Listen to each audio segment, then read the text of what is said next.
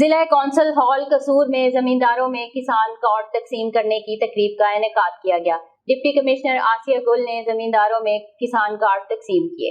Deputy commissioner قصور آسیہ گل نے کہا ہے کہ ضلع بھر میں اب تک 88,450 کسانوں نے کارڈز کے حصول کے لیے رجسٹریشن کروا لی، جبکہ زمینداروں میں کسان 80 کارڈ تقسیم کر دیے گئے ہیں۔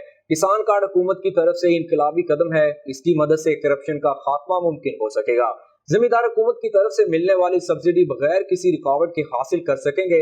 تقریب میں اسسٹنٹ کمشنر قصور اورنگزیب سدھو، اسسٹنٹ ڈائریکٹر زراعت نوید، ڈسٹرکٹ پاپولیشن آفیسر اسرار انجم کے علاوہ کسانوں کی کثیر تعداد نے شرکت کی۔ آج کی جو تقریب ہے یہ ہم نے اپنے کسان بھائیوں کے درمیان جو کسان کارڈ بنائے ان کی تقسیم کی تھی۔ ضلع قصور میں تقریباً 88,450 کے قریب کسان رجسٹرڈ ہو چکے ہیں ہمارے ساتھ محکمہ زراعت کے ساتھ، اور گورنمنٹ کا جو مقصد ہے اس میں کسان کارڈ ڈسٹریبیوٹ کرنے کا وہ یہ ہے کہ جو سبسڈی کسانوں کو دی جاتی تھی، پہلے مینولی دی جاتی تھی، اس کے اندر پٹ کے کافی شکایات ملتی تھیں، اب ان سب کے ذریعے ڈیجیٹل کارڈز کے ذریعے تمام سبسڈی جو ہے وہ ان کو آن لائن ٹرانسفر ہوگی۔ ابھی ہم نے آج 80 کے قریب کسانوں کو کارڈ ڈسٹریبیوٹ کیے۔